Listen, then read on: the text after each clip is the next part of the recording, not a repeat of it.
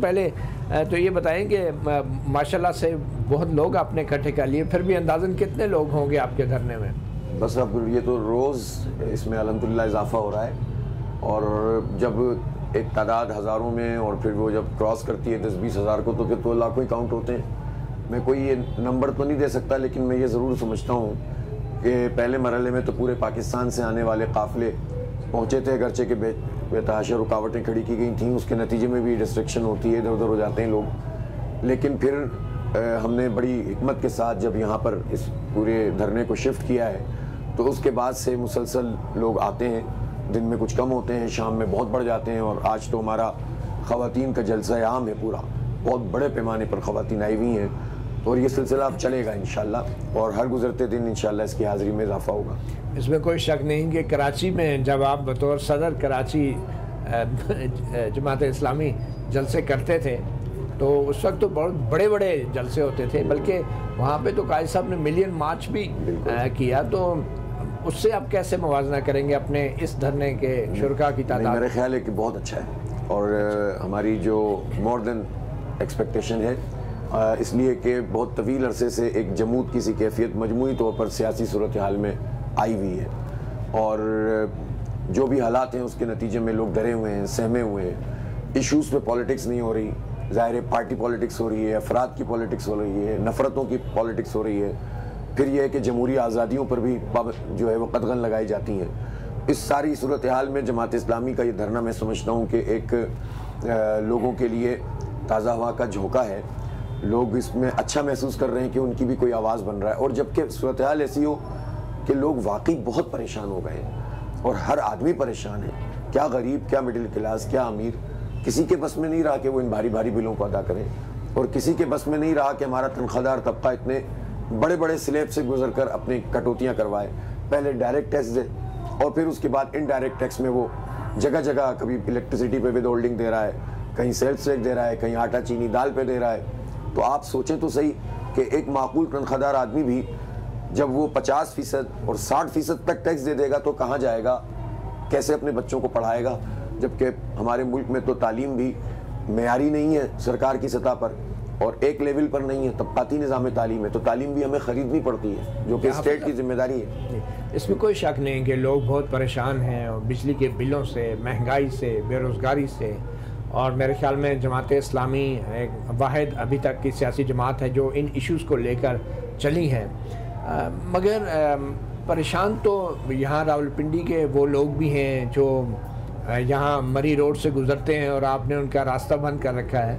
तो साथ में लियाकत बाग है, ये दीवार के परे खाली लियाकत बाग पड़ा है, आपने सड़क बंद करना का फैसला क्यों किया? आपने बिल्कुल वो सवाल किया है जो हमारी ब्यूरोक्रेसी करती है कि फलां ग्राउंड में वो दूर जाकर एक क्रिकेट ग्राउंड नहीं, ये दीवार के परे खाली पड़ा है, लियाकत बाग के अंदर चले जाएं। देखें, ज़ाहिर है एक पॉलिटिकल अमल है, एक सियासी जमहूरी अमल है, और इस जमहूरी अमल में पूरी दुनिया में प्रैक्टिस किया जाता है। लोग सड़कों पर एहतजाज करते हैं, और उसके अपने जो है डायनेमिक्स होती है, उसका अपना एक प्रेशर होता है। हम ज़ाहिर बंद कर देते हैं, होती हैं बंद, दुनिया भर में होती हैं। अच्छा। और इसके लिए हुकूमत का काम ये होता है कि वो फैसिलिटेशन करती है, वो मुतबादिल रास्ते बनाती है, और जमहूरी अमल को वो पामाल नहीं करती है।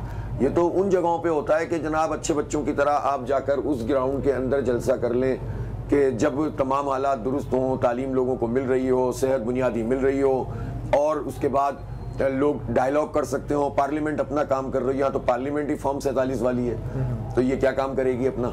तो और यहाँ पर कौन सा जो है वो आज़ादी के साथ सब लोग अपना काम कर रहे होते। तो ऐसे हालात में जब पूरी कौम की ही सड़कें बंद हुई हैं, शाहराहें क्लोज कर दी हैं, हमारी इल्म की, तालीम की, सेहत की, रोज़गार की, हमारी मईशत की शाहरा बंद हुई हुई है, एक सड़क और तो एक सड़क बंद होकर अगर ये शाहराहें खुल जाएं तो बहुत अच्छा है यार।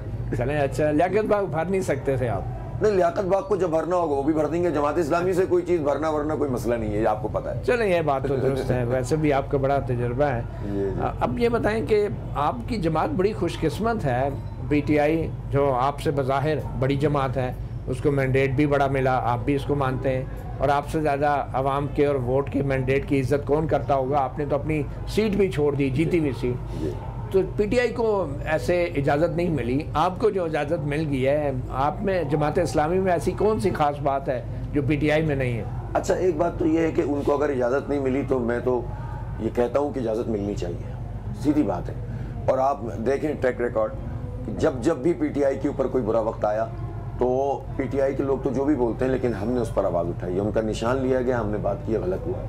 इलेक्शन में धांधली हुई, हमने कहा गलत है।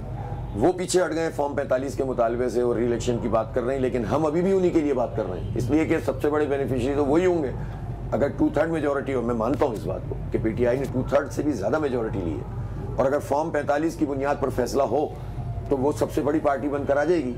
लेकिन वो खुद उनके कुछ लोग, मैं नहीं कहता कि पार्टी पॉलिसी है क्या है, अफराद, क्योंकि कई हिस्सों में वो सोचते हैं, इस वक्त उनकी लीडरशिप का ये प्रॉब्लम है कि मेन लीडर नहीं है तो पार्टी जो है वो उस तरह से समझ में नहीं आता, कभी कुछ कभी कुछ।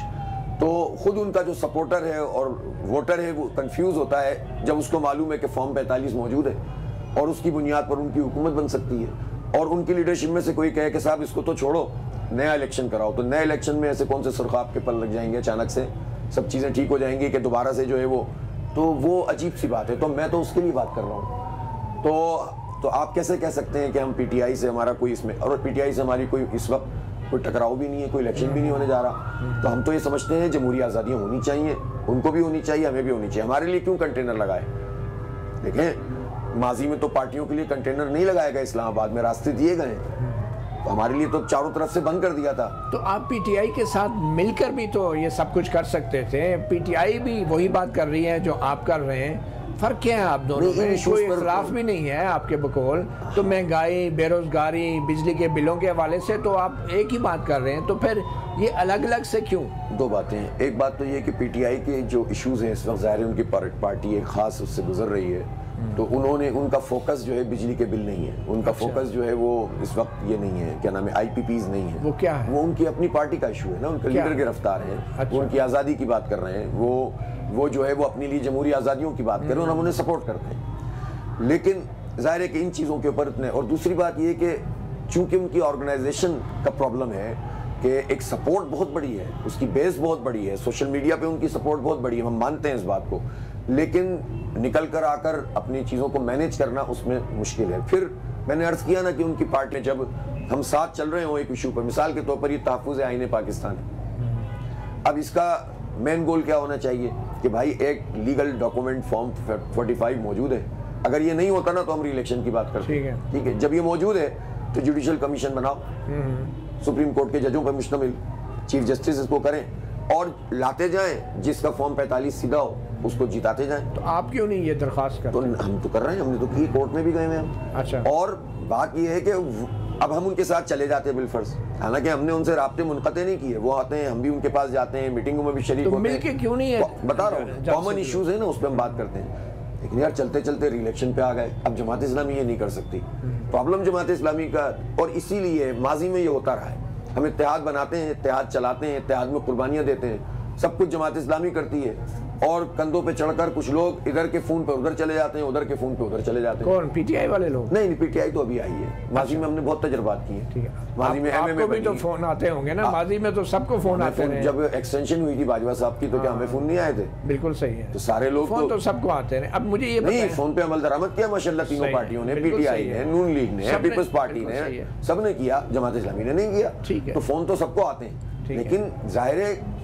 आपको देखना पड़ता है कि मुझे ये बताएं ना, आप फॉर्म 45 का बार बार जिक्र कर रहे हैं, तो इस्लामाबाद के जो 3 हलके हैं जिनमें नून लीग के उम्मीदवार कामयाब करार दिए गए हैं, क्या उनके जो मुकदमात हैं इलेक्शन ट्रिब्यूनल के सामने, क्या जमात इस्लामी अपने फॉर्म 45 के हवाले से पीटीआई के हक में गवाही देगी? हमने फॉर्म 45 उनको दे दी है, ये प्रोपेगेंडा होता है, मैं बताता हूँ। और हमारी तरफ से इंस्ट्रक्शन है, जहाँ भी कोर्ट हमें बुलाएगी हम हक की गवाही देंगे आप? हाँ देंगे, कि ये हमारे फॉर्म 45। भाई बात देखें, इनकी नालायकी होती है, खुद जो केस लेकर चल रहे होते हैं। अब मुद्दई सुस्त गवाह चुस्त चाहते हैं, वो ये चाहते हैं उनका सारा काम जमात इस्लामी करके दे।